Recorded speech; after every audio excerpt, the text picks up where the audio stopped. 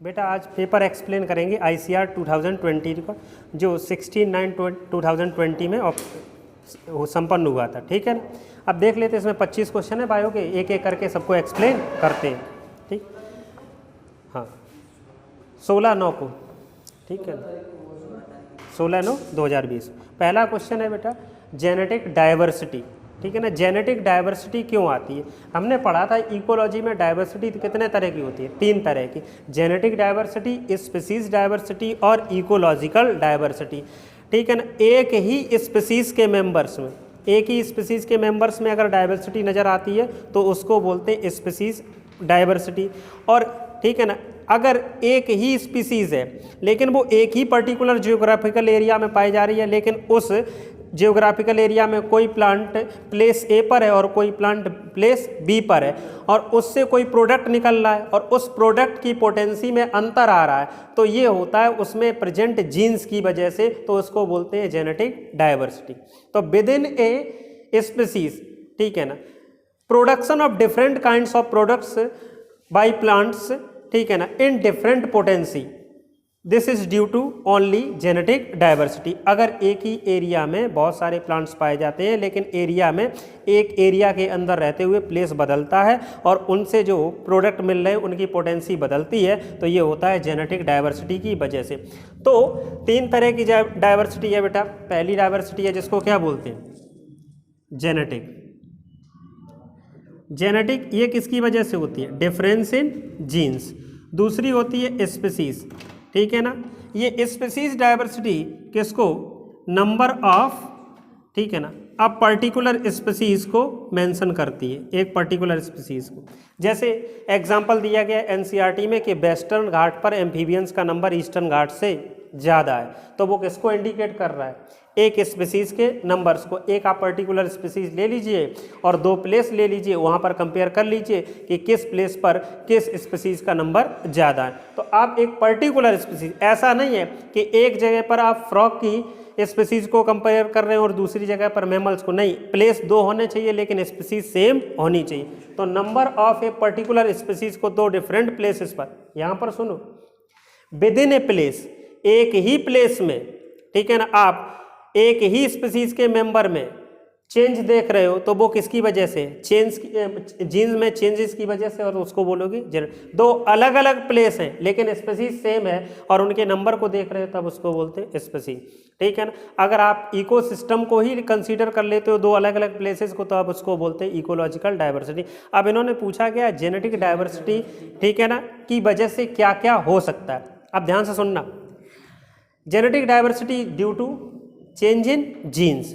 अगर जीन लगातार चेंज होते रहेंगे तो फ्यूचर में, ठीक है ना, एक पर्टिकुलर टाइम के बाद एक ऐसी स्पीसीज बन जाएगी जो ओरिजिनल स्पीसीज से क्या होगी, बिल्कुल डिफरेंट होगी। मतलब formation of new species called speciation. तो जेनेटिक डाइवर्सिटी की वजह से स्पेसिएशन हो सकता है, हो सकता है। ठीक है ना। तो पहला ऑप्शन, अच्छा ये बताओ, एक ही जगह पर, ठीक है ना, एक प्लांट, ठीक है ना, कम पोटेंसी का प्रोडक्ट दे रहा है और दूसरा वाला ज़्यादा अमाउंट में और अच्छा प्रोडक्ट दे रहा है, तो दोनों प्लांट क्या हैं, एक ही जैसे आइडेंटिकल हैं या अलग अलग प्रकार के, अलग अलग हैं। तो एक ही प्लांट का एक से ज़्यादा फॉर्म में एग्जिस्ट करना क्या कहलाता है, पॉलीमॉर्फ। ठीक है ना। तो जेनेटिक डाइवर्सिटी की वजह से पॉलीमॉर्फिज्म भी अराइज होती है, जेनेटिक डाइवर्सिटी की वजह से speciation, formation of new species भी होता है। तो पहला ऑप्शन करेक्ट हो गया बेटा, helps the formation of polymorph, पहला ऑप्शन दिया है। दूसरा हेल्प्स इन स्पेसिएशन, ये भी करेक्ट हो चुका है। ठीक है। इज डाइवर्सिटी ऑफ हैबिटेट, ठीक है ना, नहीं बेटा, जेनेटिक डाइवर्सिटी एक ही हैबिटेट के अंदर की डाइवर्सिटी होती, अलग अलग हैबिटेट की डाइवर्सिटी नहीं। अगर अलग अलग प्लेस कर दोगे तब तो वो क्या हो जाएगी, स्पीसीज डाइवर्सिटी। ठीक है ना। तो ये ऑप्शन हो गया गलत। Is diversity due to the replacement of species within the habitat. हाँ ठीक है ना, एक ही स्पीसीज के अंदर इसकी वजह से थोड़े समय बाद क्या हो जाएगी, किसी नई स्पीसीज का फॉर्मेशन हो जाएगा, जिसकी वजह से ओरिजिनल स्पीसीज क्या हो जाएगी, रिप्लेस्ड हो जाएगी। अगला क्या है, is useful in adaptation to change. अरे इतना डाइवर्सिटी नहीं आ रही है कि उसकी वजह से वहाँ का एनवायरनमेंट ही चेंज हो जाए। तो ऑप्शन करेक्ट है पहला, दूसरा और डी, चौथा। ठीक है ना। तो ऐसा ऑप्शन कौन सा है, चौथा, A B D, option 4th is correct. अच्छा, अगला, ठीक है ना, दो ऑर्गन्स की बात करते हैं, ठीक है ना। एक ऑर्गन होते हैं बेटा होमोलोगस। क्या होते हैं? होमोलोगस ऑर्गन किन ऑर्गन्स को बोलते हैं? जिनकी ओरिजिन सेम लेकिन फंक्शन डिफरेंट। तो एक ही पॉइंट से निकलेंगे लेकिन अलग अलग काम करेंगे, तो बेटा ये डाइवर्जेंट इवोल्यूशन या कन्वर्जेंट? डाइवर्जेंट। लेकिन अगर हम एनालॉगस ऑर्गन्स की बात करते हैं तो इनकी ओरिजिन तो बेटा डिफरेंट होती है लेकिन सबके फंक्शन क्या होते हैं? सेम होते हैं। तो अलग अलग पॉइंट से निकलते हैं लेकिन काम एक ही करते हैं, तो डाइवर्जेंट इवोल्यूशन हुआ है पर कन्वर्जेंट आंसर है, ठीक है ना। ठीक है ना, ऑप्शन कौन सा हो गया बेटा? एक दो एनालॉगस और होमोलोगस को मैच कर लो, काम हो जाएगा। होमोलोगस का मतलब हो गया डाइवर्जेंट इवोल्यूशन, यानी कि ए का फोर्थ किस में दिया गया? सेकंड में ही दिया गया, बाकी किसी को चेक करने की नीड ही नहीं है।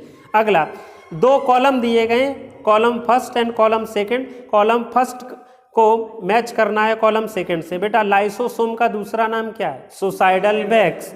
तो आंसर हो गया ए का फोर्थ, और ए का फोर्थ पहले ऑप्शन में और दूसरे ऑप्शन, तीसरा और चौथा तो वैसे ही करेक्ट इनकरेक्ट हो चुका है। पेरोक्सीसोम में हाइड्रोजन पेरोक्साइड पाया जाता है, ठीक है ना। तो बी का हो गया थर्ड। अब बी का थर्ड और ए का फोर्थ फर्स्ट ऑप्शन में करेक्ट। आगे चेक नहीं करना। गोल्जी ऑपरेटर्स में बताए सिस्टर्नी वेसाइकल एंड वैक्यूल्स पाई जाती है, और न्यूक्लियोलस प्रोडक्शन किसका करता है? आरआरएनए का, राइबोसोम। और आरआरएनए किसको बनाता है? राइबोसोम को, ठीक है ना। चलिए, ऑप्शन कौन सा करेक्ट हो गया बेटा? ऑप्शन हो गया इसका फर्स्ट, ठीक है। अगला चलते हैं बेटा, ये क्वेश्चन इंपॉर्टेंट है, अब ध्यान से सुनना, ठीक है ना। जब हम बात करते हैं कॉन्ट्रैक्टाइल प्रोटीन की, ठीक है, अगर हम बात करें तो हमारी बॉडी में होती है मसल, ठीक है ना। अब ध्यान से सुनना, मसल एक टिश्यू है, तो टिश्यू है तो किससे बना होगा बेटा? सेल से। तो मसल फाइबर, ठीक है ना, मसल फाइबर क्या होता है? ठीक है ना, इसकी सेल होती है। अगर एक मसल फाइबर को देखोगे बेटा, ठीक है ना, तो इस मसल फाइबर में बहुत पतले पतले भरे रहते हैं क्या? मायोफाइब्रिल। क्या भरे रहते हैं? मायोफाइब्रिल, ठीक है ना। अब जो मायोफाइब्रिल होते हैं, ठीक है ना, इनके अंदर होते हैं मायोफिलामेंट, ठीक है ना। मायोफिलामेंट जो होते हैं वो बने होते हैं बेटा कॉन्ट्रैक्टाइल प्रोटीन के, और वो कॉन्ट्रैक्टाइल प्रोटीन होती हैं एक्टिन एंड मायोसिन। कौन होती है बेटा? Actin and myosin. एक्टिन वाली होती हैं जो पतले मायोफिलामेंट का फॉर्मेशन करती हैं, जिनको बोलते हैं एक्टिन फिलामेंट, और मायोसिन वाली मोटे फिलामेंट का फॉर्मेशन करती हैं, जिनको बोलते हैं मायोसिन फिलामेंट। अब ध्यान से सुनना, ठीक है ना। ये ऐसे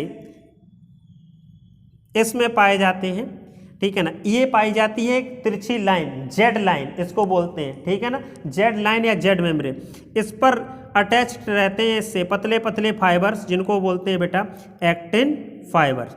और इन पतले पतले फाइबर्स के बीच में रखते रहते हैं मोटे वाले फाइबर, ये कभी किसी से अटैच्ड नहीं होते, इनको बोलते हैं मायोसिन फिलामेंट, ठीक है ना। अब ध्यान से सुनना, ये जो मायोसिन होता है, इस फिलामेंट को देखो तो इसमें एक होता है हेड और दूसरा होता है टेल। ऐसे होता है हेड और एक होता है टेल, दो पोर्शन होते हैं। और एक्टिन फिलामेंट की बात करें तो इसमें, ठीक है ना, ये ट्रोपोमायोसिन मॉलिक्यूल होते हैं जो पतले पतले धागों के रूप में अरेंज रहते हैं, और इन्हीं के बीच में रहते हैं तीन तीन, ठीक है ना, ऐसे स्ट्रक्चर का ग्रुप पाया जाता है, जिनको बोलते हैं ट्रोपोनिन। क्या बोलते हैं बेटा? तो ये पूरा है आपका एक्टिन फिलामेंट, और ये है आपका मायोसिन।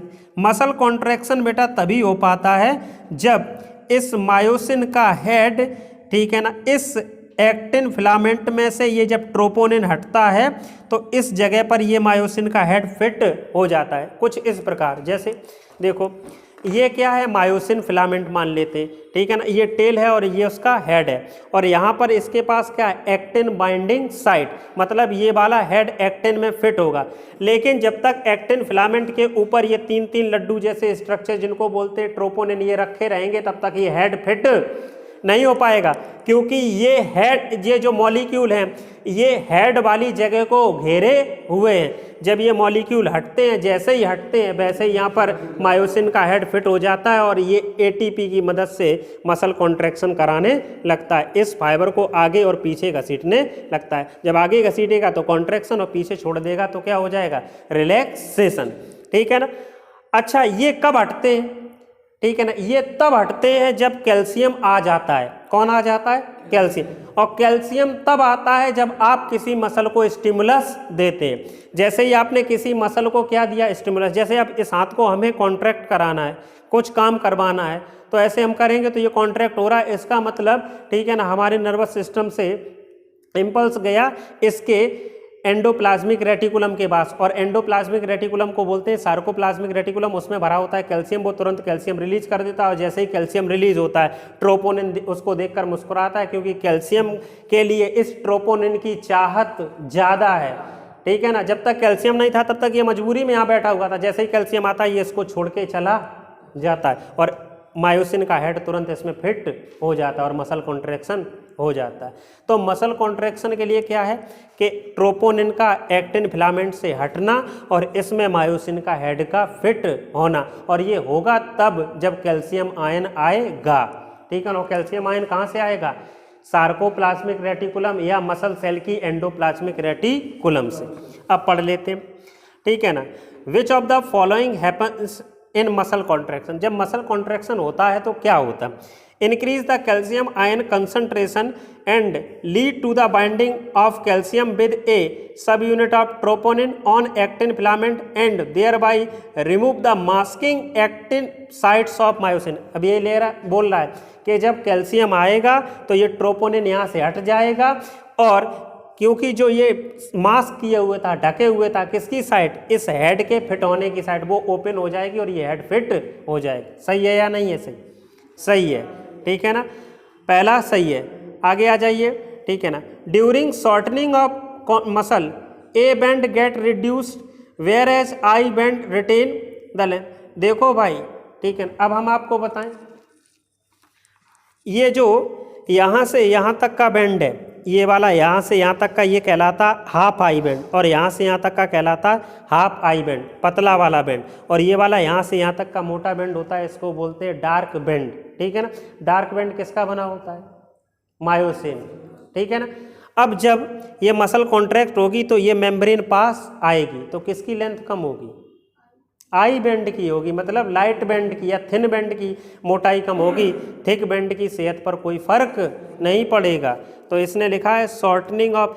ठीक है ना। तो जो पतला वाला बैंड होता है उसको क्या बोलते हैं बेटा, ए बैंड बोलते हैं, और ए बैंड की सेहत पर कोई फर्क।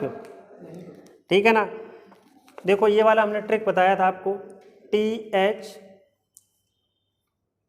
ये बताई थी कि जो थिक बैंड होता है उसी को डार्क बैंड बोलते हैं, उसके बीच में H लाइन होती है, ये एनाइसोट्रोपिक नेचर का होता है, और यही मायोसिन फिलामेंट का बना या मायोसिन प्रोटीन का बना होता है। तो थिक बैंड को डार्क बैंड बोलते हैं। ठीक है ना। और डार्क बैंड को ही क्या बोलते हैं, आई बैंड या ए बैंड, नहीं, इसी को बोला जाता है ए बैंड बेटा। ठीक है ना। आई बैंड तो बोला जाता है एक्टिन वाला। तो ये क्या शॉर्ट होगा, नहीं, इसकी सेहत पर कोई फर्क नहीं पड़ेगा, तो ये रिटेन रहता है। तो ये ऑप्शन गलत हो गया, क्योंकि इसमें लिखा है कि रिड्यूस हो जाएगा। अगला है ए मसल फाइबर इज सेंसाइसियम। सेंसाइसियम का मतलब होता है मल्टी न्यूक्लिएट, ये बात सही है।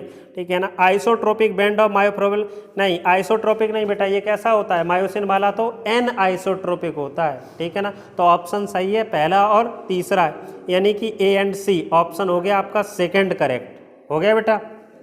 आगे, स्पीसीज फाउंड इन ए, बोल दो, एक पर्टिकुलर एरिया में ही स्पीसीज मिलती है और दुनिया में कहीं नहीं मिलती, ऐसी स्पीसीज को क्या बोलते हैं अपन लोग। ठीक है। एंडेमिक, एपिडेमिक क्यों बोलते हो, पहले भी पेपर एक्सप्लेन किया तब भी बोला था epidemic. Endemic species restricted to a particular area, ऐसी स्पीसीज, कुछ जातियां ऐसी होती हैं जो एक पर्टिकुलर जगह पर ही पाई जाती हैं, बाकी कहीं नहीं पाई जाती, ऐसी स्पीसीज को बोलते हैं एंडेमिक स्पीसीज। और endemism is the characteristic feature of hot spots, नहीं समझिए। ठीक है ना। हॉट स्पॉट में होती है एंडेमिक। आंसर है इसका बेटा डी, थर्ड। ठीक है ना। विच one of the following family types does the ovary have lobes and the style emerge from the depression of the ovary. ऐसी फैमिली कौन सी है बेटा? इसका आंसर है लेमिएसी या लेबिएटी। जहाँ पर लिखा है, ठीक है ना, इमर्ज फ्रॉम द डिप्रेशन लिखा है, उसके नीचे लिख दो गाइनोबेसिक स्टाइल। ऐसी स्टाइल को बोला जाता है गाइनोबेसिक स्टाइल। और गाइनोबेसिक स्टाइल, ठीक है ना, किसका कैरेक्टरिस्टिक फीचर है? फैमिली लेबिएटी या लेमिएसी का। और इसका प्लांट होता है ओसीमम तुलसी, ठीक है ना। लिख लो गाइनोबेसिक स्टाइल बोला जाता है ऐसी स्टाइल। बेसिक BASIC गाइनोबेसिक स्टाइल, जो गाइनोसियम के बेस से निकलती है। हो गया बेटा, आंसर है फोर्थ लेमिएसी। अगला, लिस्ट फर्स्ट को लिस्ट सेकंड से मैच करना है, ठीक है ना। बेटा स्ट्रोमा किस में पाया जाता है? स्ट्रोमा, हाँ, क्लोरोप्लास्ट के फ्लूइड को क्या बोलते हैं? स्ट्रोमा। न्यूक्लियस के अंदर भरे हुए फ्लूइड को क्या बोलते हैं? न्यूक्लियोप्लाज्म, ठीक है ना। न्यूक्लियोप्लाज्म, न्यूक्लियस के बाहर वाले फ्लूइड को साइटोप्लाज्म। माइटोकॉन्ड्रिया में क्या होता है? मैट्रिक्स। और वैक्यूल में क्या होता है? सेल सेप। सेल सेप, वैक्यूल के अंदर सेल सेप। तो स्ट्रोमा किस में होता है? क्लोरोप्लास्ट। प्लाज्मोडेस्माटा, सेल बॉल, हाँ, cell wall of plant cell में पाए जाते हैं। साइटोप्लाज्मिक कनेक्शन होते हैं जो एक सेल के साइटोप्लाज्म को दूसरी सेल के साइटोप्लाज्म से टोनोप्लास्ट, वैक्यूल की मेम्ब्रेन को कहा जाता है। Cristae, infolding of inner mitochondrial membrane. Match कर लेना बेटा, आंसर आएगा third. Choose the correct statement, ठीक है ना। कह रहे हैं लेंथ ऑफ, ठीक है ना, लेंथ ऑफ फूड लेवल्स और food chain is generally up to 3 to 4 level. बिल्कुल सही है, ड्यू टू एनर्जी लॉस, क्योंकि हर स्टेप्स पर 10% एनर्जी लॉस हो जाती है, तो 3 to 4 के बाद बहुत कम एनर्जी बचेगी, ठीक है ना। अगला, length of food chain depends on upon the, हाँ ठीक है ना, बिल्कुल सही बात है, ठीक है ना। प्रोड्यूसर के पास जितनी ज़्यादा एनर्जी होगी उतनी लंबी चेन चलेगी, ठीक है ना। अगली बात, इन हाइड्राज सक्सेशन, नहीं भैया, ठीक है ना, लाइकेन नहीं होता है। कौन होता है? हाइड्राज। Phytoplankton is the Pioneer stage. किसी भी सक्सेशन की पहली स्टेज को बोलते हैं पायनियर स्टेज। हाइड्राज का मतलब होता है ऐसा सक्सेशन जो पॉन्ड में, वाटर में हो रहा है, और वाटर में पहली स्टेज होती है फाइटोप्लैंक्टन। समझ गए कि नहीं? और अगर यही ऑप्शन हो जाता कि जीरार्च या बेयर रॉक में कौन होता है, तो जीरार्च या बेयर रॉक तो हो जाता लाइकेन। समझ गए कि नहीं? तो ये ऑप्शन हो गया आपका गलत। अगला ऑप्शन है removal of the most of the carnivorous in an ecosystem result the increase population of dear. ठीक है ना, बिल्कुल सही बात है। जब टॉप कार्निवोर को हटा दोगे तो हर्बीवोर की संख्या बढ़ जाएगी। Removal of 80% of top carnivore result the greatly increase of growth of vegetation. ठीक है ना, 80% को हटाने से कुछ नहीं होगा, 20% ही काम करते रहेंगे। ठीक है ना। ऑप्शन कौन सा हो गया बेटा आपका? ए, बी एंड डी, यानी कि फोर्थ करेक्ट हो गया। Find the correct statement. Peristalsis is coordinated by vagus nerve. ठीक है ना, find out the correct statement. पागल, स्टमक के पास आदेश कहाँ से आता है? ब्रेन से। और ब्रेन से क्या चीज निकल के आती है जो उसको मैसेज देती है? That is nerve. तो वो वेगस नर्व है, सही तो लिखा है। ठीक है ना, स्टमक को काट के अलग रख दो तो भी पेरिस्टाल्सिस हो जाएगी क्या? नहीं, तो सही तो है वो स्टेटमेंट। सारे आप जितने भी इंटरनल ऑर्गन काम करते हैं सबकी सिग्नलिंग या मैसेजिंग कहाँ से आती है? ब्रेन से, और थ्रू दी नर्व। उस नर्व का नाम है वेगस नर्व, 10th नर्व है, सबसे लार्जेस्ट नर्व है। समझ गए कि नहीं? हाँ, तो वेगस सही है बेटा, ऐसी गलती मत करना। स्टमक में होती है लेकिन वो उसकी ओरिजिन कहाँ से आती? कोऑर्डिनेटेड लिखा है, उसको रेगुलेट कौन करता है? तो आंसर है ब्रेन, वेगस सही है। अगला ऑप्शन है बेटा, ठीक है ना, when food enters into the stomach the activity of salivary amylase stop due to pepsin. नहीं बेटा, ये गड़बड़ है। ठीक है ना, स्टमक में स्लेवरी एमाइलेज काम कर ही नहीं सकता है। ठीक है ना, क्योंकि स्टमक में डाइजेशन के लिए, ठीक है ना, हाँ, HCl highly acidic medium provide करता है HCl, जबकि स्लेवरी एमाइलेज के लिए स्लाइटली एसिडिक लगभग 6.8 का मीडियम चाहिए होता है। तो हाईली एसिडिक में ये वैसे ही, क्योंकि एंजाइम, आपने एक लाइन पढ़ी होगी, enzyme are highly specific to pH and temperature. अगर पीएच आपने थोड़ा सा भी वेरी कराया और टेम्परेचर थोड़ा सा भी, तो एंजाइम काम, तो वहाँ मीडियम की वजह से काम नहीं कर पाता है, ठीक है ना। इसका भी पहला सही है, ठीक है ना। अगला, डीग्लूटेशन सेंटर इज लोकेटेड इन, ठीक है ना, सही बात है, मेडुला ऑब्लॉन्गेटा डीग्लूटेशन सेंटर पाए जाते हैं। अरे भैया देखो, थ्रस्ट सेंटर, हंगर सेंटर और टेम्परेचर रेगुलेशन सेंटर ये पाए जाते हैं हाइपोथैलेमस में, और किसी चीज़ को निगलना है इसका आदेश आता है आपका मेडुला ऑब्लॉन्गेटा से, ठीक है ना। सी ऑप्शन सही है। एब्जॉर्प्शन ऑफ साइनोकोबालामिन टेक्स, हाँ बिल्कुल सही है। इंट्रिंसिक फैक्टर ये भी सही है, पढ़ाएंगे ये सब डाइजेशन में बेटा। कार्बोक्सी पेप्टाइडेज इज ए एक्सोपेप्टाइडेज होता है, उसमें लिखा है एंडोपेप्टाइडेज, तो ये गलत है। Option number first is correct, ACD। नहीं समझे भाई। अगला, विच one of the following A nucleated. A nucleated का मतलब बेटा अब देखो ध्यान सुनना, एक न्यूक्लिएटेड का मतलब ऐसी सेल जिसमें सेल, ठीक है ना, जिसमें न्यूक्लियस हो ही ना। लेकिन बेटा यहाँ ऑप्शन पता है सही होना चाहिए था, ई न्यूक्लिएटेड। ए का मतलब कभी हो ही ना, ई का मतलब अर्ली में हो, मैच्योर में ना हो। तो यहाँ तो अर्ली में होता है, मैच्योर में, हाँ ई लिख लो, क्योंकि बाकी और कोई ऐसा है ही नहीं जिसमें न्यूक्लियस ना हो, है। हाँ तो शिफ्ट भी होगा, तो ऑप्शन पहला है, लेकिन वो ए नहीं है बेटा। ए का मतलब कभी न्यूक्लियस हो ही ना, ई होगा, enucleated. Select the correct match of disease and its causative. Leprosy, mycobacterium leprae होता है, बॉबिस से नहीं होता है, गलत है ये, ठीक है ना। आगे अगर हम, ठीक है ना, दूसरा ऑप्शन हमें पता नहीं, छोड़ देते हैं अभी। एंथ्रेक्स, बेसिलस एंथ्रेकिस से होता है, सब्टिलिस से नहीं होता, ये भी गलत है। फूड पॉइजनम बेटा, फूड पॉइजनिंग होती है आपकी क्लॉस्ट्रीडियम से, सही है, ठीक है ना। अगला है सिफिलिस, ट्रेपोनामा पैलिडियम। डी और ई दो ऑप्शन करेक्ट हैं, ठीक है ना। तो अब इस हिसाब से हमारा ऑप्शन कौन सा बन गया, सेकेंड और थर्ड बन रहा है अभी, लेकिन बी और सी को चेक करना पड़ेगा। तो बी देखो, सी तो है ही नहीं सही, क्योंकि एंथ्रेक्स से बेसिलस सब्टिलिस, एंथ्रेक्स तो बेसिलस एंथ्रेकिस से होता है, यहाँ सब्टिलिस दिया तो सी नहीं, तो आंसर कौन सा हो गया, बी हो जाएगा। तो बी डी ई। चलिए, terrestrial life is evolve from aquatic life due to, बोलो, development of extra embryonic membranes, ठीक है ना। पहले एक्स्ट्रा एम्ब्रियोनिक मेम्ब्रेन नहीं होती हैं, जो हायर एनिमल्स होते हैं, रेप्टाइल, एप्स, मैमल्स, इनमें एक्स्ट्रा एम्ब्रियोनिक मेम्ब्रेन्स पाई जाती हैं, जिनका नाम होता है एमनियोन, कोरियन, एलेंटॉइस, योरियोक्सेक, सुना होगा। तो आंसर है इसका first. A microbiologist identified salinity resistant gene in an actinomycete. Which one of the following plasmid can be used to generate salt resistant crop using the bacterial gene? बताओ, ठीक है ना। Salt resistant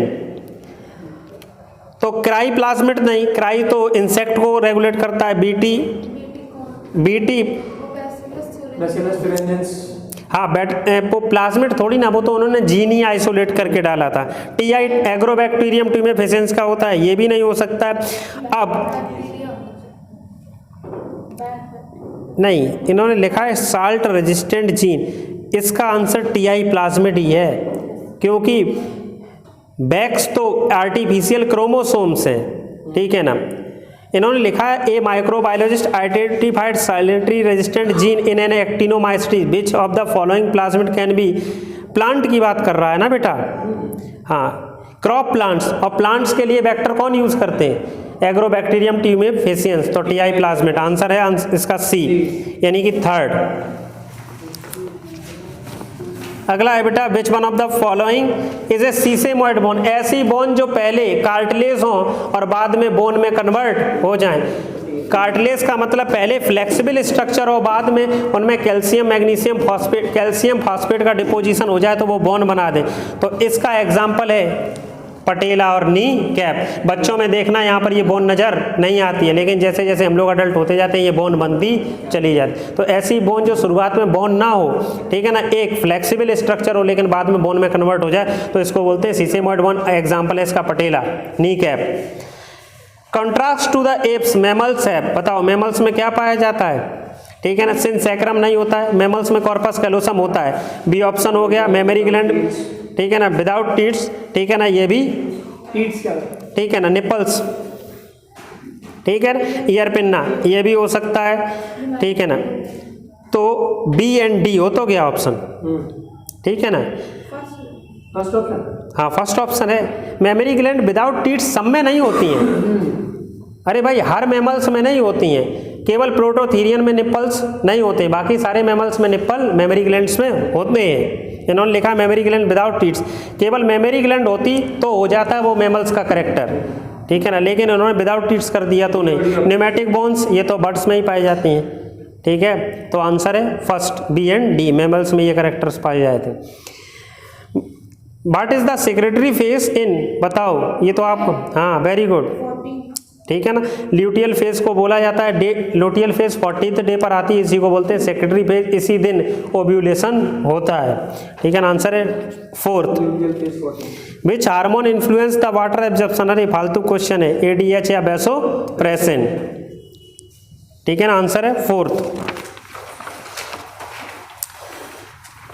in which of the following organism do blastopore develop, अरे ये तो बताया था भाई, एनिमल दो तरह के होते हैं, अभी पढ़ाएंगे कल, एक को बोलते हैं प्रोटोस्टोमियल और एक को बोलते हैं ड्यूट्रोस्टोमियल।